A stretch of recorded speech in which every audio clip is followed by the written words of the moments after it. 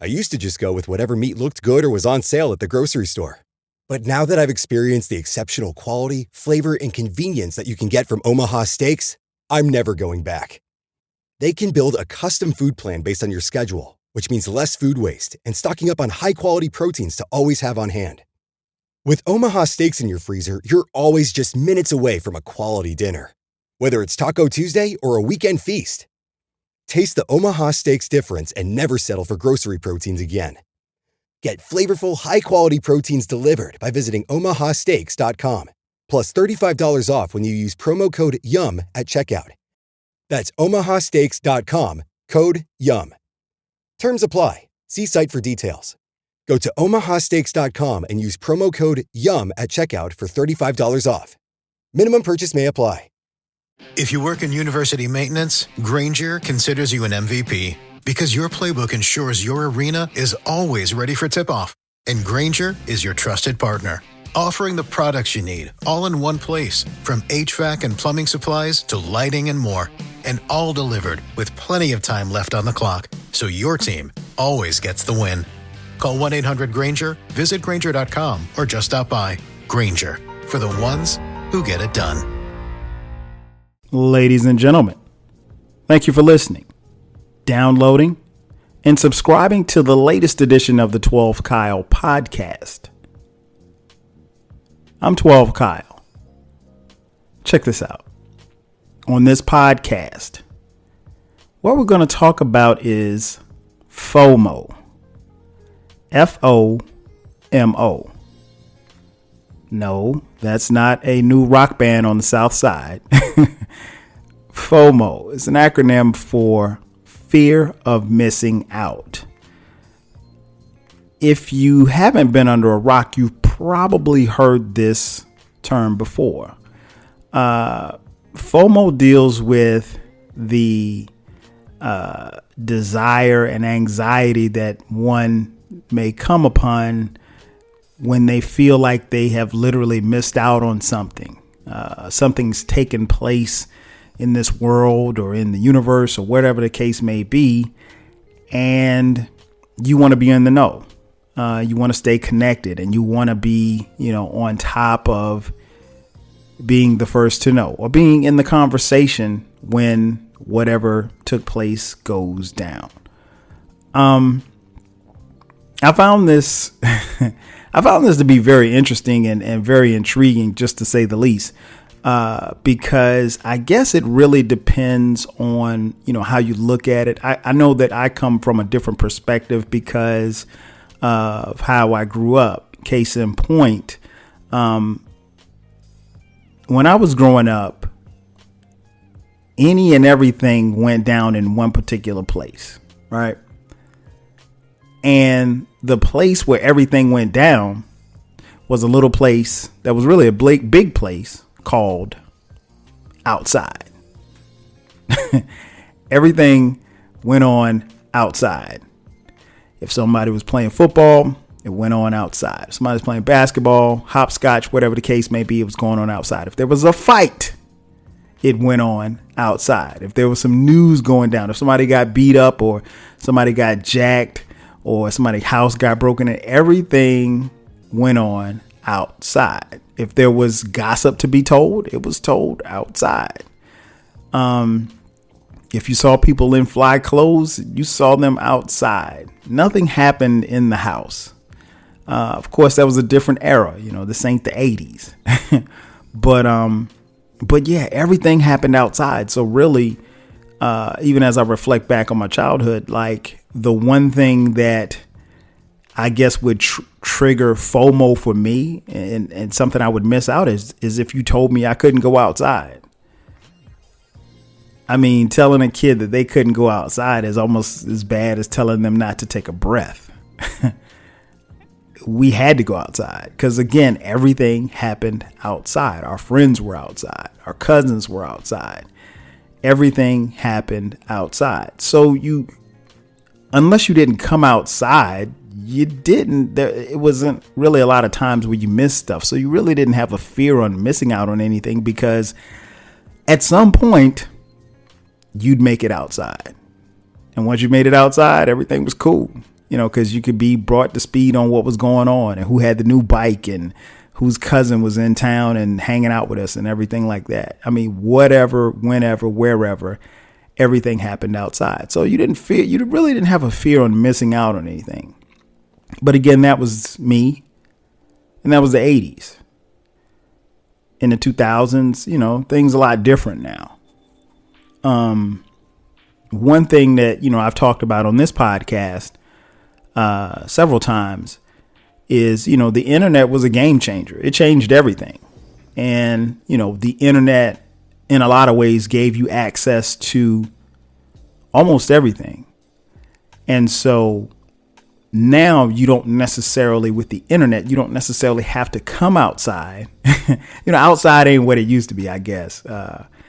Because everything, now probably happens inside. I don't want to say everything, but a lot of things happen inside. A lot of things happen with technology. And a lot of things happen with your cell phones and so forth and so on. So, the idea that I had of the 80s of being outside has, kind of transformed into being inside. With that being said, again, the internet gives you access to everything. So, it was a game changer. Like I remember when I got on Twitter 2008? Yeah, 2008. The summer of 2008. So it's been a while. So, I got on Twitter really before it was popping. And I spoke about this on other podcasts where I initially got on Twitter just to keep in touch with the few, friends that I had in social media on Blogger, because we were all bloggers. So it was like 10, 15, 20 of us. And and the tweets were so infrequent that every time someone tweeted something, you get a text message. So it was just dope. And it wasn't like you would fire off 100 tweets a day. But in a way, it was kind of my way of, not missing out on anything. And so that was 2008. Things were a lot different then. So, and to be honest, everybody wasn't on Twitter. Twitter was, it was compared to what it is now, it was a ghost town. But that was a dope time. And so I think what happens is that you get used to being in the know, and you get used to, getting things in real time.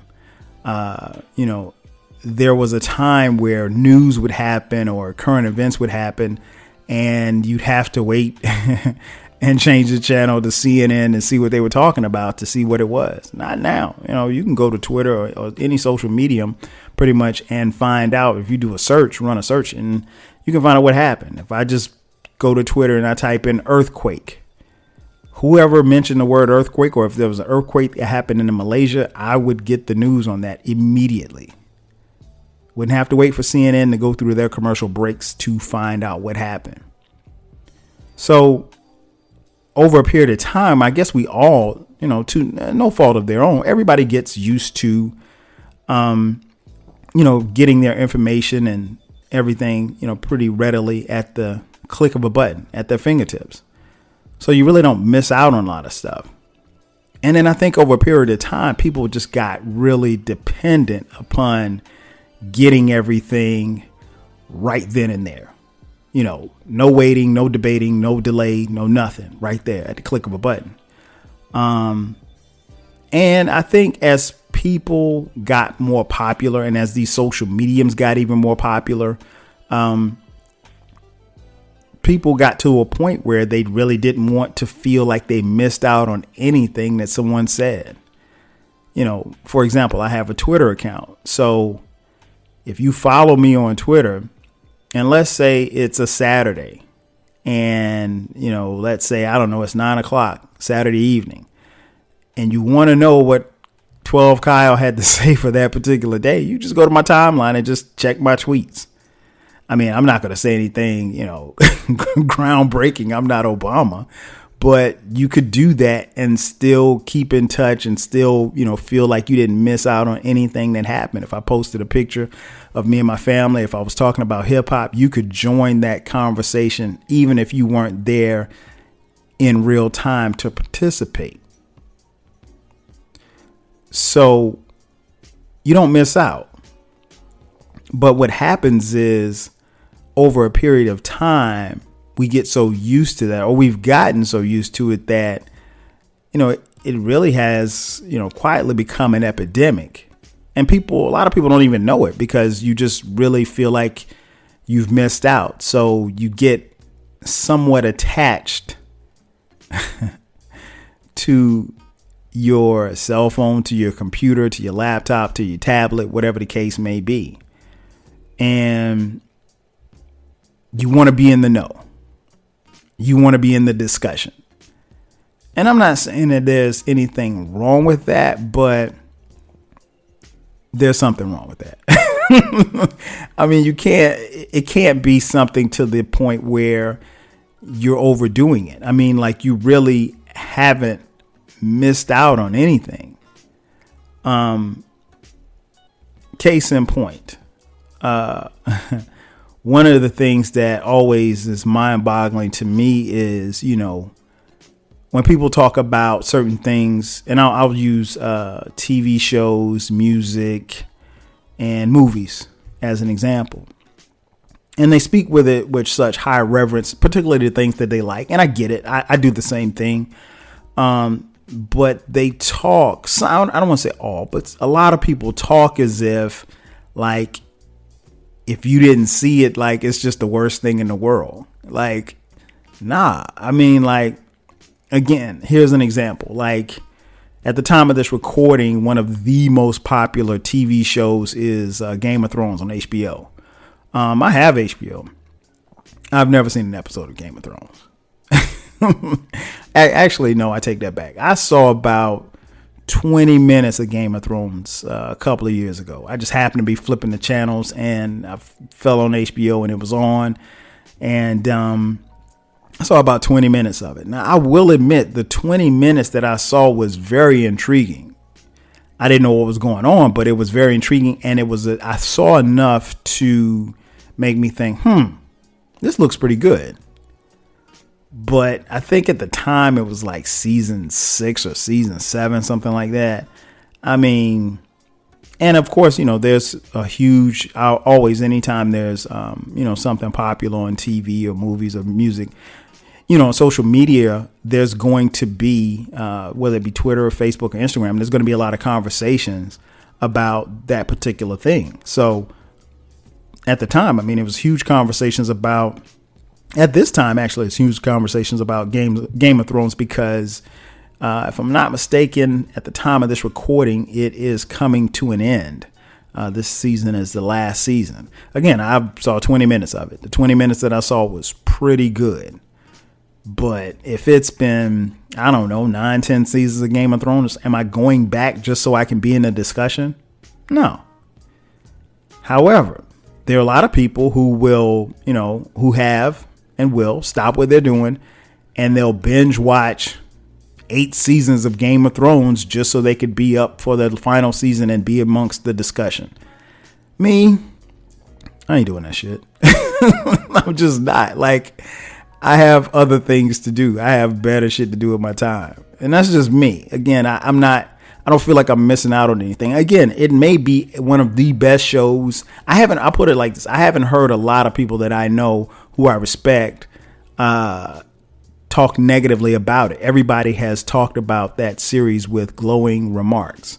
So, and people who I love and trust. So if they say it's dope, hey, I'll take the word for it. I'm not going to watch an episode and I'm okay. And I don't feel like I've missed out on anything. But I'm not going to, stop my life to catch up and watch like 25 episodes back to back just so I can be in a part of the conversation. I'm not doing that. And I don't feel like I've missed out on anything. I may have missed a tremendous episode, but I mean, hey, it's plenty. I could run down a list of plenty of stuff that I haven't seen that you probably have seen that is pretty dope.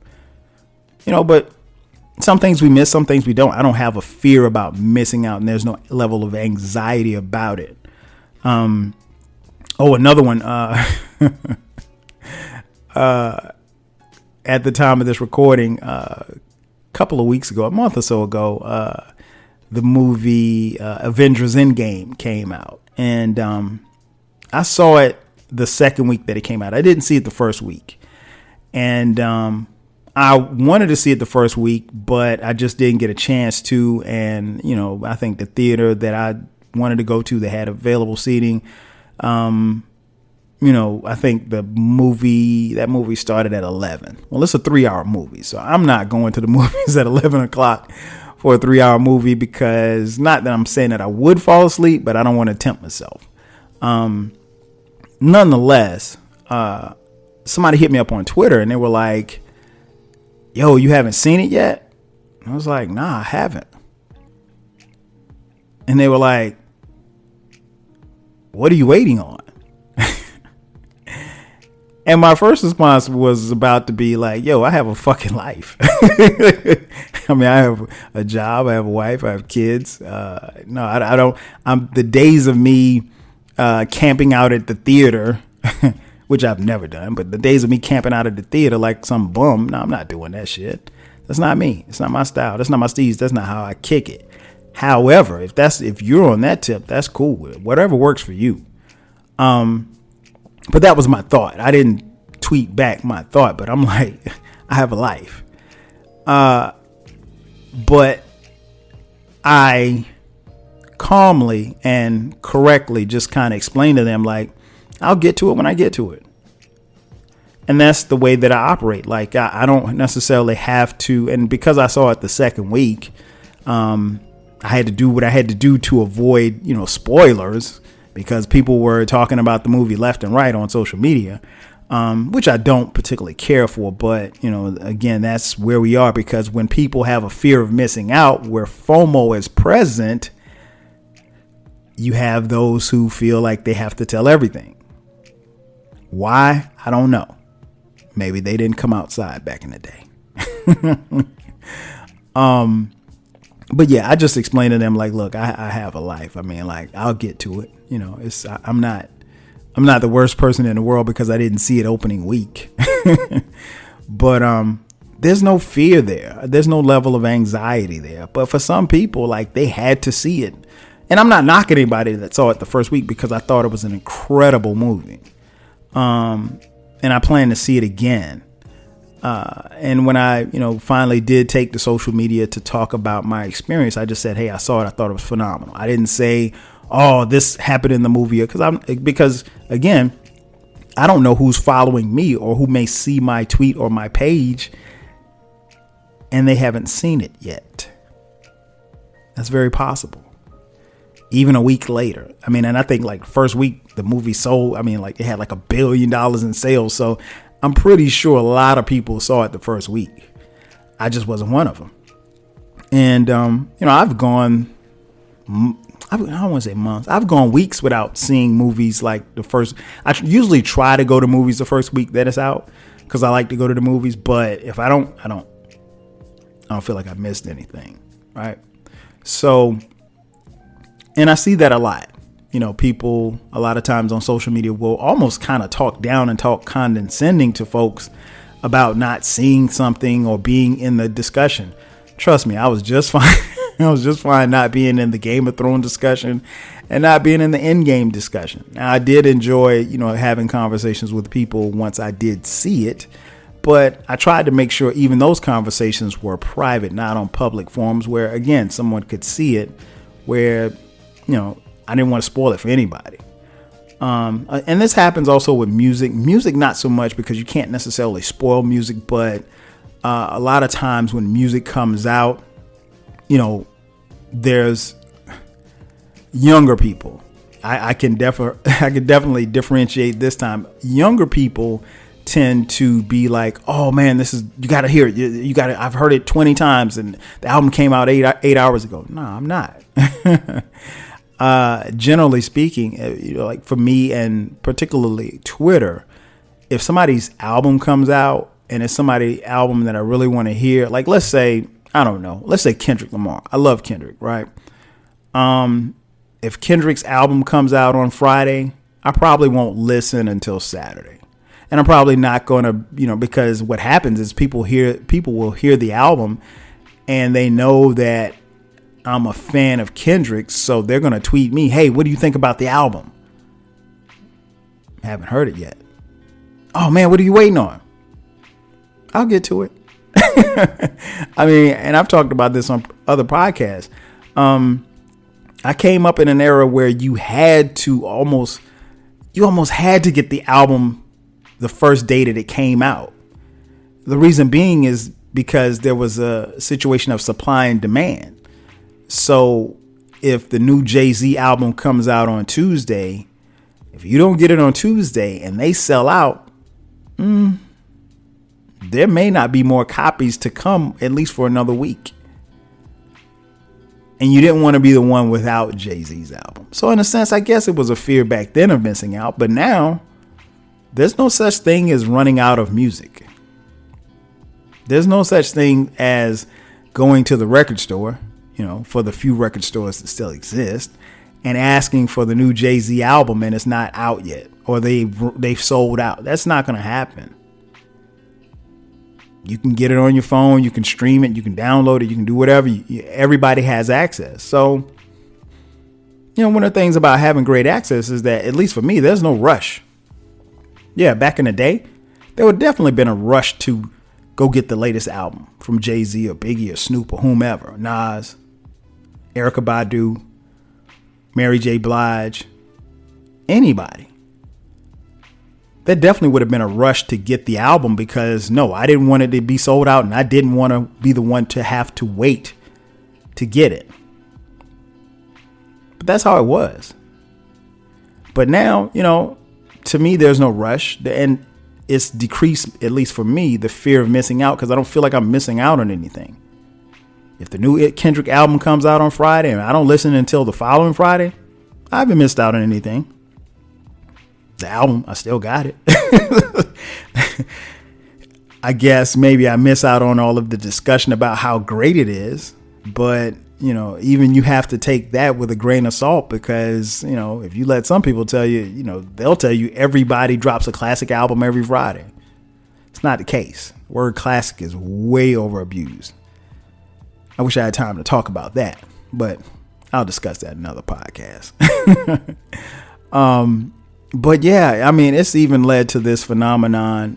One thing that I see on Facebook and it happens to me from time to time, where people will post stuff and tag you on stuff. Trust me, if we're Facebook friends, outside of my family, you don't need to tag me.